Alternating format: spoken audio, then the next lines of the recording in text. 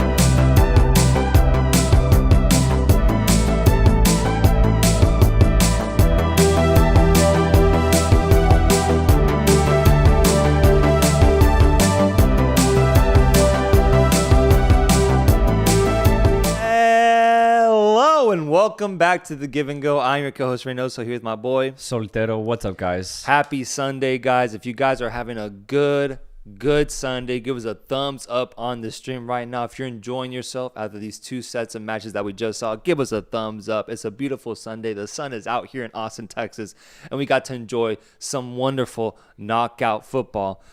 With England defeating Slovakia 2-1 in extra time, Jude Bellingham bicycle kick golazo. We will get into it. We will get into it. Oh, my God. But I'm going to save that for the last topic because to start, we need to talk about the most recent game, which was Spain versus Georgia. Chat, let me know. What did you guys think about this game? What did you think about the performances overall? Because looking at the highlight reel at the very end, I watched the whole match, but once they compiled everything that happened, bro, Spain cooked. Oh, they put on a clinic, bro. Mm-hmm. You talk about asking a team to score and be clinical in front of goal. Well, Spain gave us 4 moments of absolute perfection.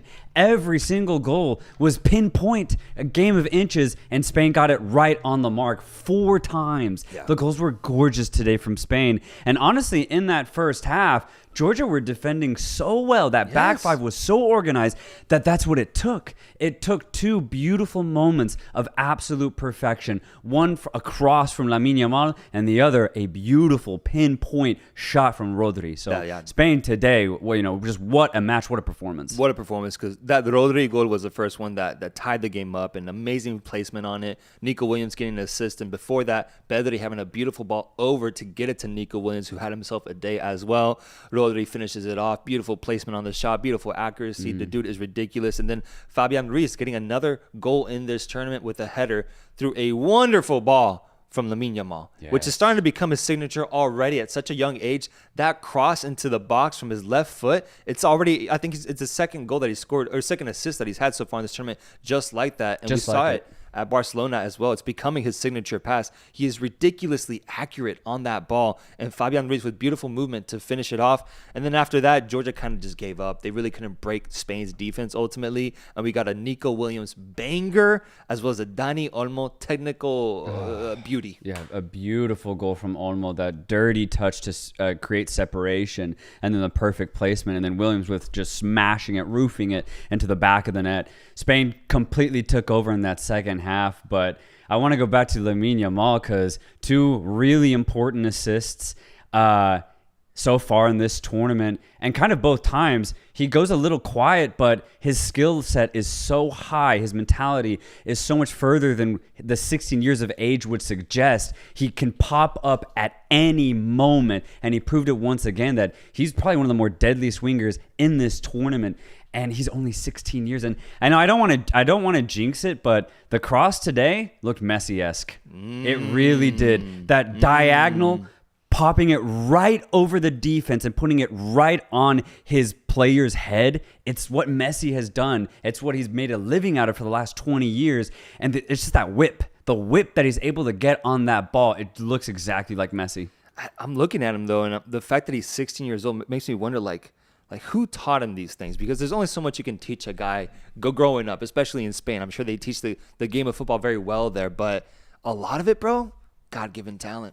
I think so. I think because he's doing this at 16 years old, bro, like this is just so raw. And the performances we're seeing beyond the assist even, like I find it incredible that he doesn't have a goal so far in this tournament. Oh, he had so many shots he's today. had so many shots his entire tournament. If anything, if there's a knock to have on his game, right now, I would say it's his finishing. I would like to see him be a little bit more clinical. The scary thing is, if he ever figures that out in the next 20 years that he has of playing football, he's gonna be unreal, bro. He's gonna be insane, dude. So his trajectory, he is so special. Blood is crazy, says John Doe. I agree. The speed, the IQ of this player is so good. And then on the flip side, you have Nico Williams at 21 years old, I believe. Electric, dude. Electric on the wings and looking so confident on the ball and absolutely deadly the way he showcased it on that goal that he scored. Yeah, exactly. I like this comment here from Kevin Messias Outdoors. He says, Yamal is the most talented youngster we've seen since the GOATs. Only an idiot won't agree. I think so. Yeah. I think so, man. I mean, you consider the youngsters that have hit the scene over the last 4 years, you know, Jude Bellingham, Phil Foden, Jamal Musiala, Pedri, Gavi. Lamine Yamal is all younger than when they hit the scene.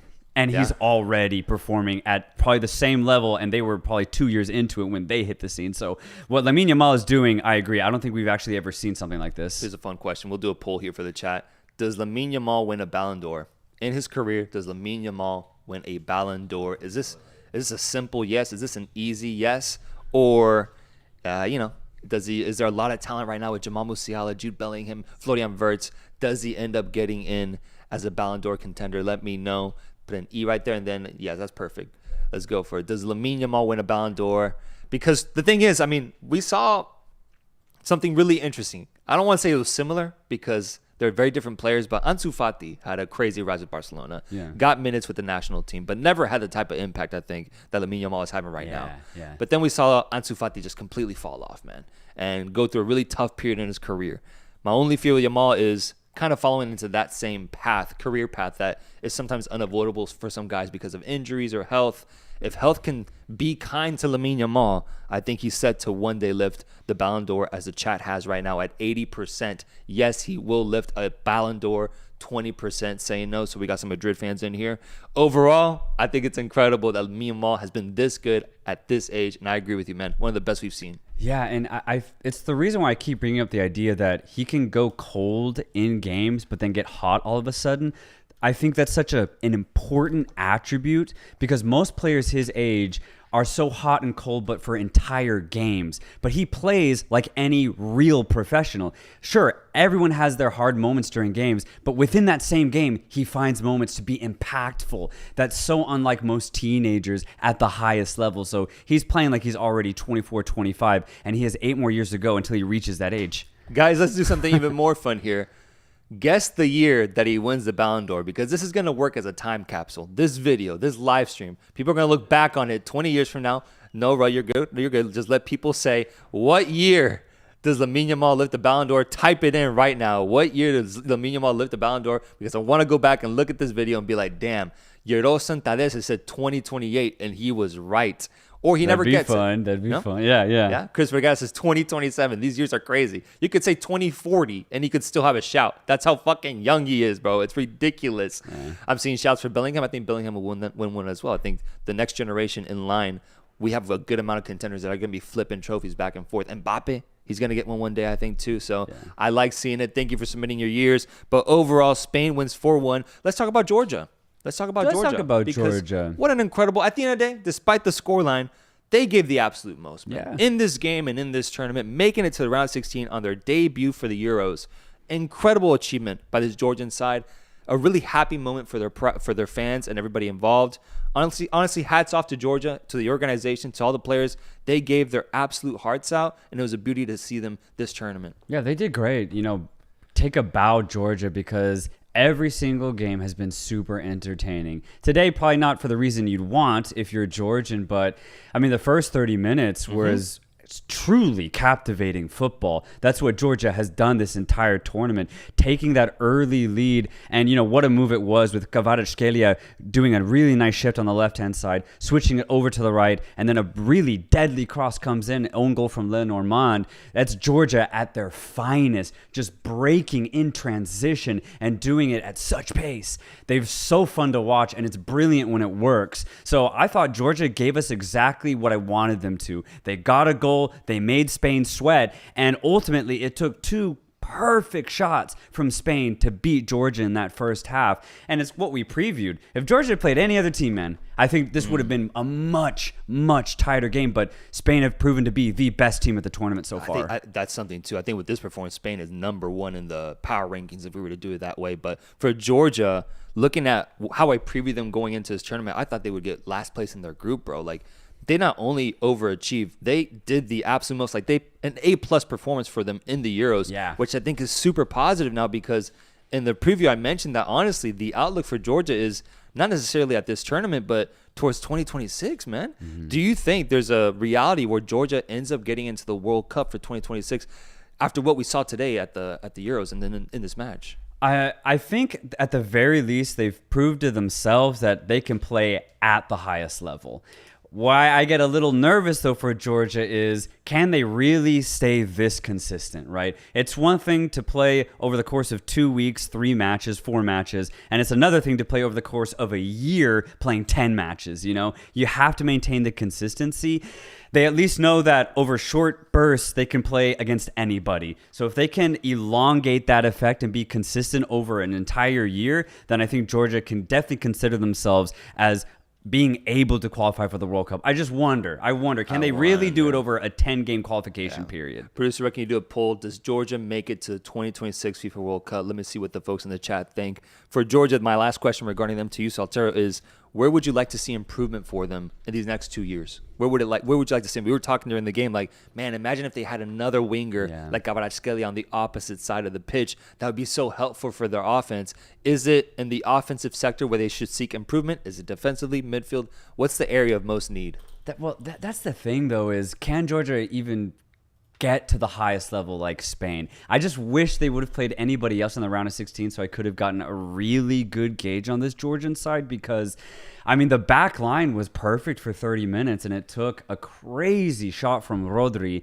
to actually break the deadlock. I don't really think I can criticize Georgia's defense because they were so organized. It gave me Costa Rica 2014 vibes where they were just so in sync, and even though the quality individually isn't there in the back line, together Georgia built a really good defense. And then I already highlighted it. Their transition offense is brilliant. Dude, it's perfect. It's perfect. It's so good. Honestly, I don't even know if there's more to work on for Georgia. It's just about maintaining consistency. Yeah, man. I'm excited, though. I'm excited to see these next 2 years because I agree with the chat. 60% says yes, 40% says no. I think that's what the likelihood looks like right now. It's slightly in favor, but it could definitely go the other way, too. Could definitely go the other way. Last question I'll do regarding this matchup is Spain goes through, which means we will be getting Germany versus Spain this Friday. This could be a finals matchup happening as early as in the quarterfinals. Guys, let's do a poll. Who wins, Germany or Spain? Because now that we've seen both these teams play in the knockout stages, Germany defeating Denmark yesterday,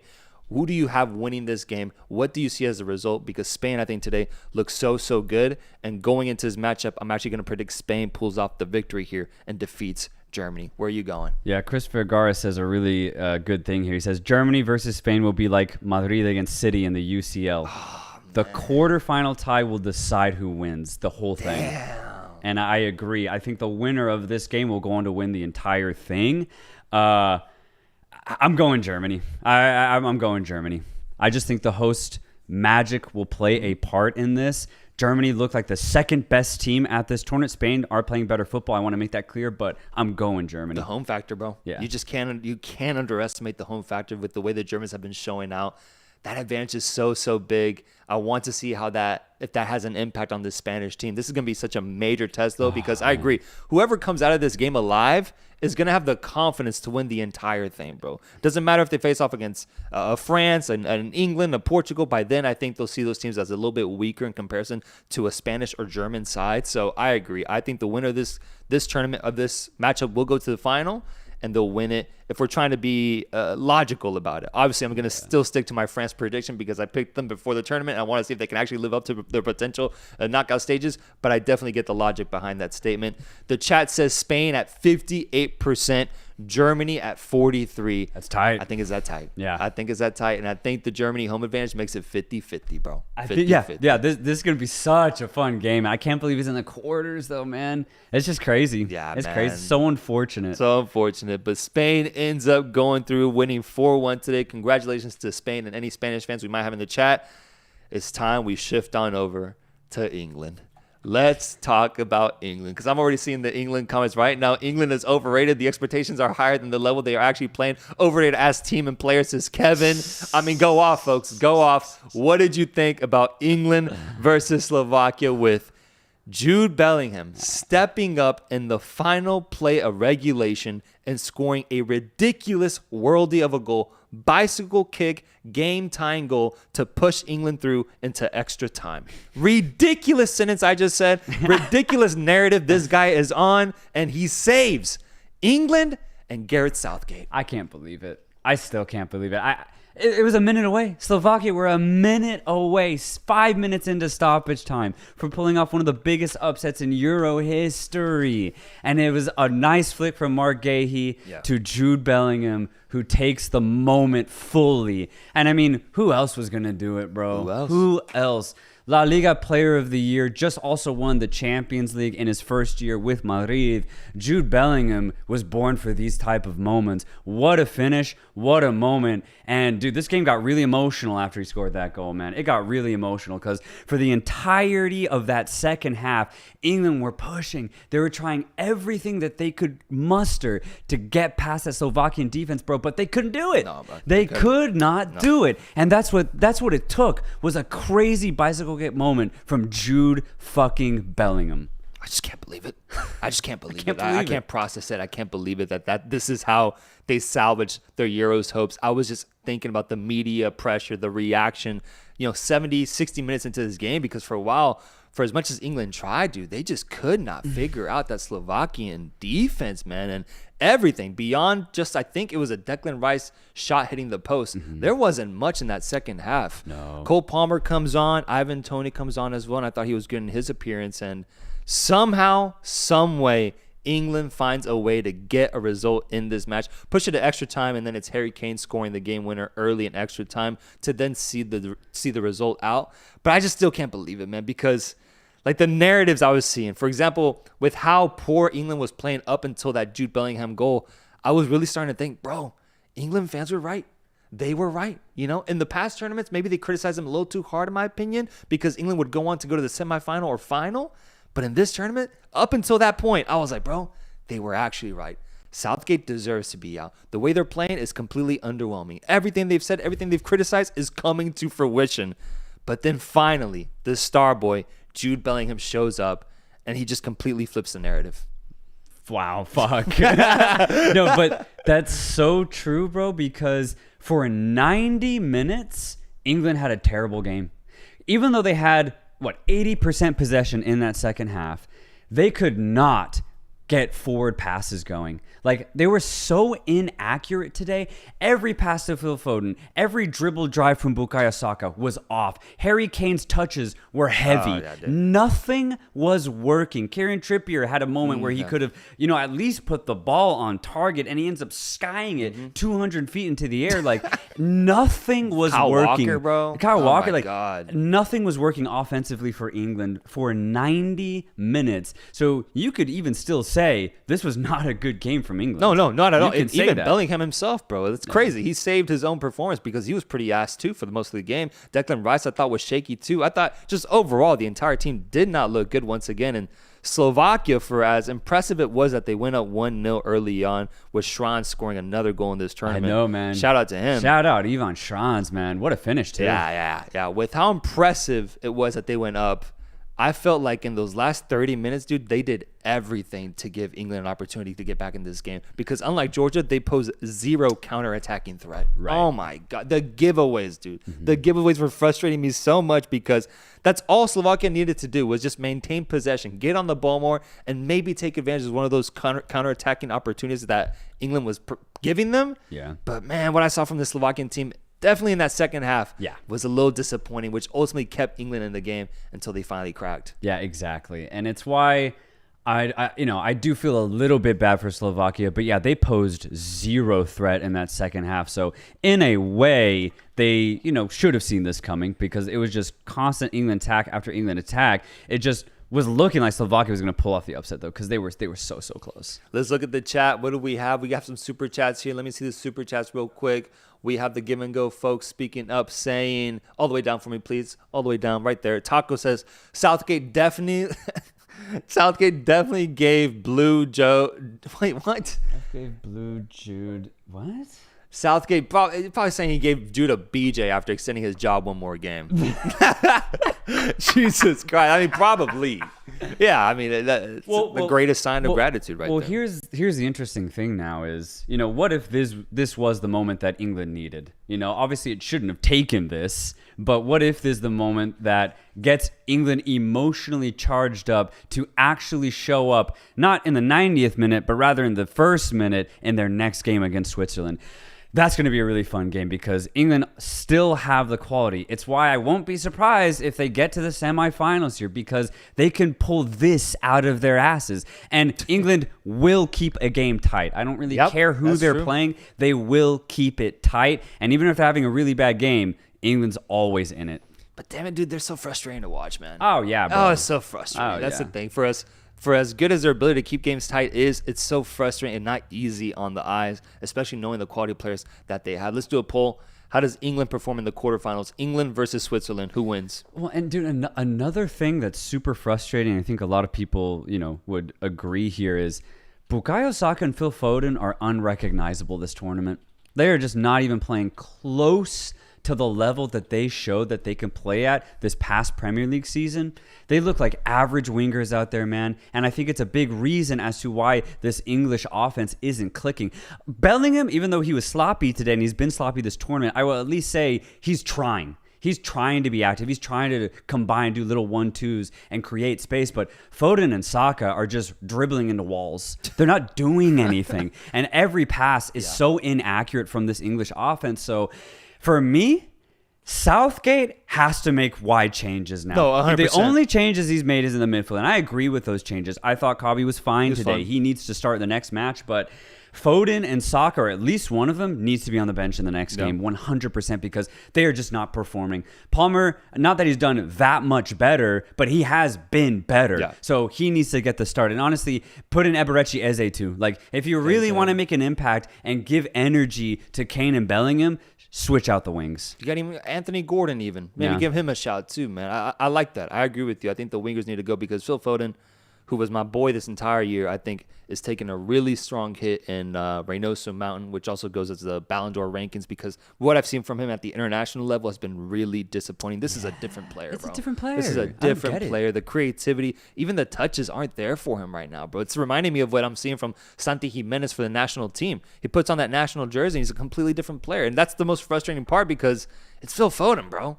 Like, we know what he can do on the ball. We know how smart he can be, his finishing touch, his build-up play. We all know his abilities. Why isn't he showcasing that on this English team? I also wonder if it's a bad mix of, like chemistry of personalities when it comes to Kane, Saka, Bellingham, and Foden up top. I actually feel like Southgate needs to rotate one of these guys out to just see if there's a better fit. Maybe not in terms of who's the better player, but just the fit to get a better chemistry and dynamic approach going. So I agree. I want to see changes. Thing is, I don't think Southgate's going to, man. That's the problem. I don't bro. think that's, to me, that feels so bold for Southgate to actually change out the wingers. Yeah, and he just hasn't proven to be the type of guy to make those big decisions. So if you're English, you got to ask Sock and Foden to just be like, Coach, bench me. That's the only way, bro. That's the only way England is if the players start coaching. And I think that's the poor thing about England this whole tournament is just the decision making from Southgate. It's just not there. That's why I always say that when it comes to watching England, like, part of the experience is not even when the ball is kicked off. It's an hour before when you see that starting lineup, man, because that's already a big question going in is, does he make offensive changes? We'll have to wait and see, because in the next round, they face off against the toughest test so far in this tournament with Switzerland, who's playing as a top 3 team in the Euros right now and just dismantled an Italian side and made them look like babies. Switzerland is now waiting for England, and the thing is, bro, I don't think Switzerland will be nearly as forgiving as Slovakia was today. I agree. And I will go as far to say I favor Switzerland in that match. Yeah. They're playing the better football by far, and I don't even think it's that close. Switzerland are the better team, but I will, maintain my English take too. They will keep the game tight, and if they get another Bellingham moment, anything's possible. So I say Switzerland have the edge. England will keep it close. Dude, Switzerland at 67%, England at 33%. I agree with you guys. I think Switzerland has absolutely arrived on the international stage. That game against Italy was so signifying for where the Swiss team is right now. Yeah. And they have a big moment here to take on this English team and be the ones to knock them out after knocking out France at the last Euros. They can be these giant killers, bro, and they can get themselves into a semifinal of the Euros. Likewise, England is 90 minutes away from a Euro semifinal appearance. Crazy. Considering all the criticisms that have been right, England are that close once again. It's just the caliber of players that they have at their disposal naturally. What's fun about this matchup, though, is I trust Switzerland. I really do. There'd be some teams out there that I'd be a little shaky, worried about, is the moment too big, a quarterfinal against England? But I think the Switzerland won't let that moment get to their heads. I think they're going to execute their plan perfectly. But, England will make it tough. I'm so excited. Let's look at Super Chats. Here. What do we have from the Give and Go folks? We have Edri Navas saying, Nico and Lamine on the wings at Barca. Oh, my God, please. Dude, did you see that Joao Cancelo and Joao Felix got released from Barcelona? Their contracts ended. They will not be re-signing them for loan deals or anything, which I think says more about Barcelona's financial situation, that they couldn't keep either one of those guys. So the dream of Nico Williams coming when all of Europe is going to want to get their hands on him after this Euros performance, I would love to see it. I'm just saying, don't get your hopes up. I think financially, Nico Williams is going to be a big ask for Barcelona.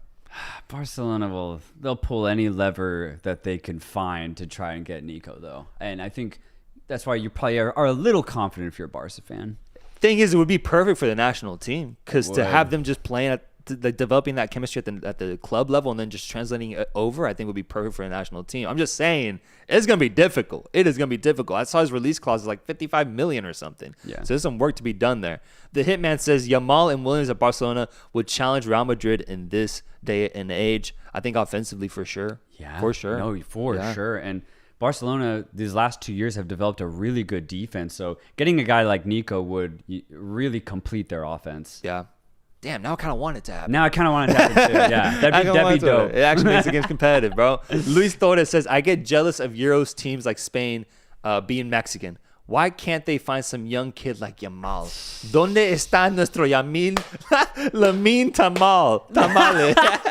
But that's fucking facts, though. We haven't had a star boy that's Mexican that's actually like played minutes for us in years, if ever, bro. I'm gonna be honest. I've always said that Mexican players don't really flourish until like they're 23 or 24. We're not a big country that generates wonder kids unless you're thinking about Giovanni Dos Santos. But when we thought Marcelo Flores might have been that, he got minutes and he disappointed when he was like 18, for example, for the national team. He's still very young, but you get what I'm trying to say. I don't think we generate that type of talent, or we don't see it come to full potential until later down the line. Whereas Spain, they do this all the time, man. They do this all the time. And so they're always just waiting for one of them to hit, like how we saw with Pedri, with Gavi, with Ansu Fati, and now with Lamine Yamal. One day, bro. One day. Hugo Weckman, maybe. Hesbick says, England got cooked by Slovakia. Switzerland gonna put it in. What is up with the sexual comments today, bro? Switzerland's gonna put it in England's stomach and win by 3+ goals. Spain versus Switzerland in the finals.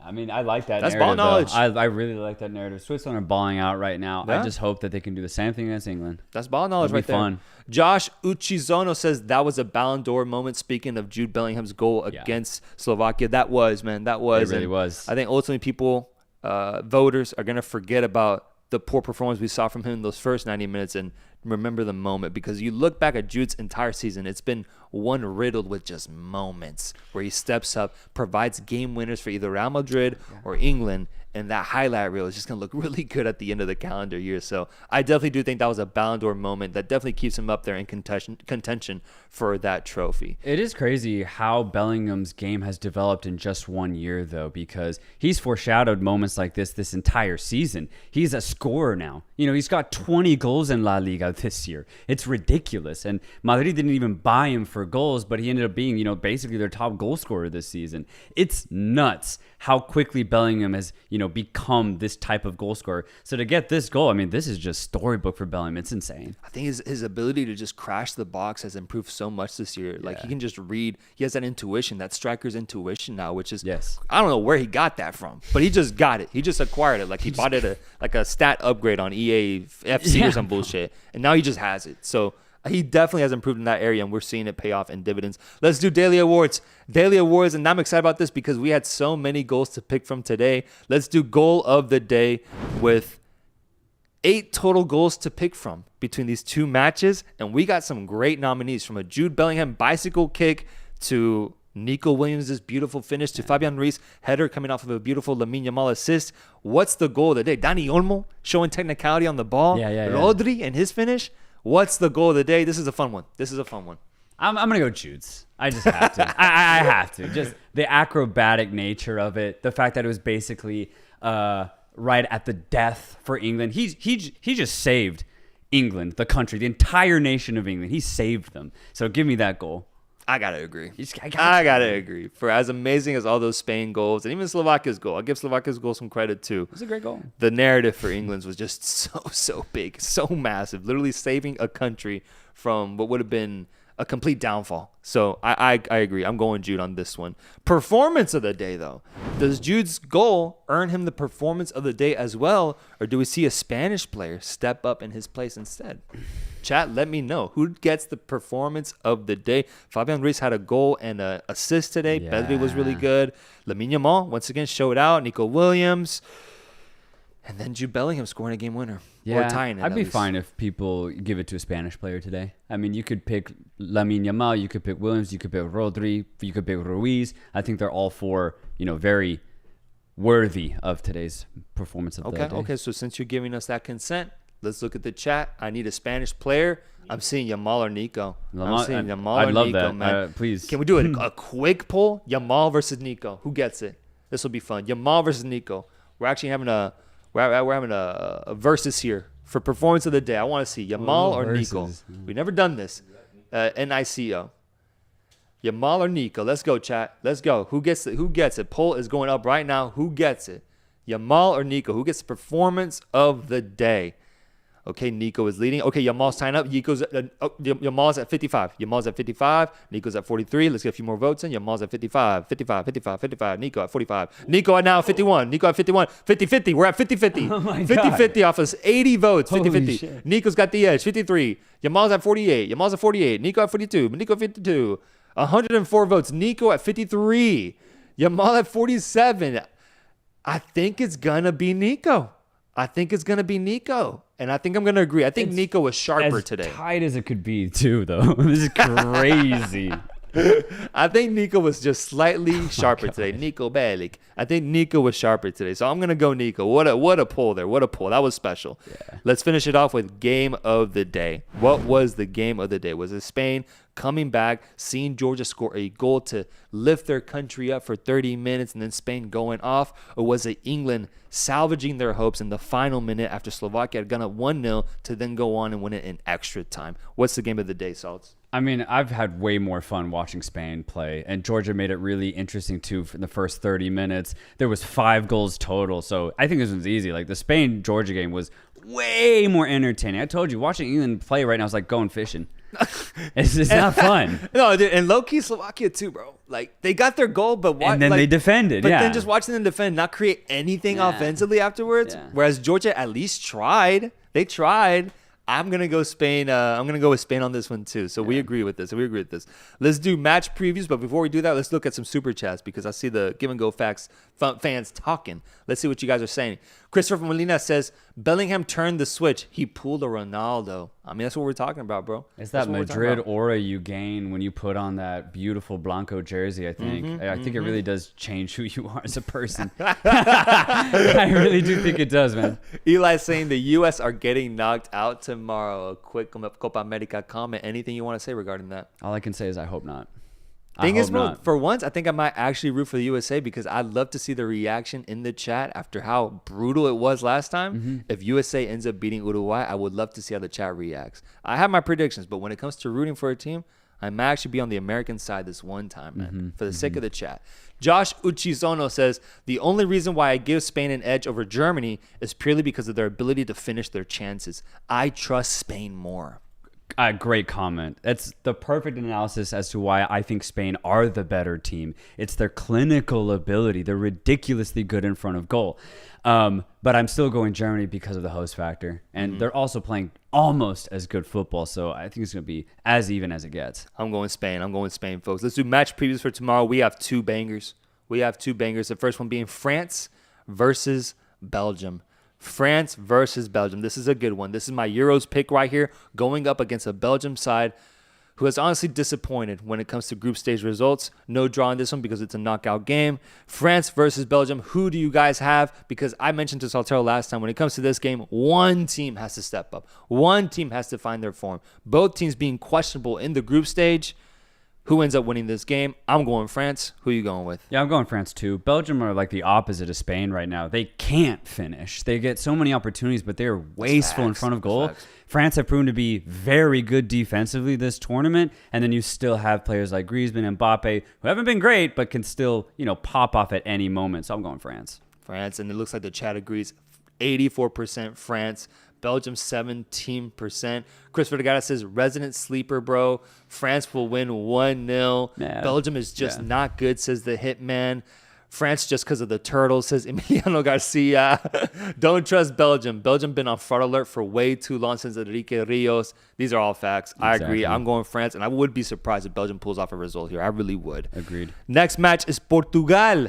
Portugal going up against Slovenia. Slovenia, a team that is pure unity, that is good vibes, and is happy to be here in the round of 16 in Slovenia with Jan Oblak between the sticks. But Portugal looking to return to that Euros glory that they achieved in 2016 with a really good group stage performance, although they just lost to Georgia with their B team, looking to bounce back from that and win a game here in the round of 16. Yeah, this could be very similar to the England-Slovakia game. Portugal haven't really hit the mark necessarily in this tournament. Now, then again, they did just play their B team, so maybe they could have, gotten off to a better, image of themselves in the group stage.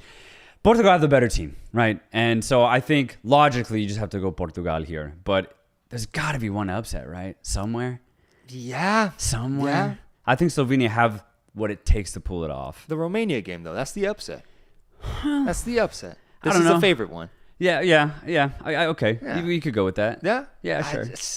I don't know. I don't know if I see it for Portugal getting upset like this in the round of 16, but you're right. Slovenia is a great, great team. I liked what I saw from them in the group stage, and they've impressed in their performances at the Euros. It looks like the chat is going with Portugal winning this one at 78%, Slovenia at 22%. But I agree, though. It'll be like the England match. I don't think they'll make it easy for them. I don't think they'll make it easy at all. And Ronaldo in this game, always love seeing him and the drama that he brings, so that'll be exciting, seeing him on a big stage for this Portuguese team. But I'm sticking to Romania being the upset over the Netherlands instead of this match. So I'm going Portugal on this one. Yeah. Guys, let us know your final thoughts. Do you have any other super chats before we go? Because we will be talking Copa America tomorrow. Perfect. We have Christopher Molina saying predictions for Mexico. Reynoso, we got to get that win. We got to get that win. And low-key, man, I got a little dark with it, talking to Soltero about it. Look, folks, Mexico not being in the quarterfinal is bad news, not just for Mexico, but for the tournament itself. We will find a way to get through. That's all I'll say. And maybe you know what I mean by these comments. We'll find a way to get through. You know what I mean by these comments. I won't say it, but you know what I mean. Mexico wins tonight. Josh Uchizono says France's only 2 goals are an own goal and pen. I agree, but they've only conceded a pen as well. Their defense has been elite. They've only conceded a penalty as well to Poland. So I'll counter with that. The Hitman says my upset is Turkey versus Austria. You heard it here first. If there's ever a game that I feel so confident about, it's that one right there. Austria will defeat Turkey. I will not have to travel overseas to go to Turkey to go get a hair transplant because I'm so sure, as I said before the tournament even started, that Turkey would get to the round of 16 and they would lose in that phase of the tournament. Unfortunate for them, given that they're facing off against one of the best teams in this tournament. Austria is going to cook them. They're going to cook them. Austria's going to cook, and I can't wait to see that happen. Turkey will make it fun, though, but Austria the better team. Nah, man, they're not even, Turkey not even compete, bro. I'm anti-Turkey when they play. Anti-Turkey. Let's go, folks. Thank you so much for talking football with us. It's been a great, great stream. We'll be back in just a few hours to react to the Mexico-Ecuador match in the Copa America. I cannot wait, guys. Make sure to give us a thumbs up on your way out. Give us your final thoughts on the Euros matches that we saw today, and we'll be back tomorrow with Euros knockout stage reactions as well. Soltero and Reynoso checking out. We'll see you guys soon. Peace.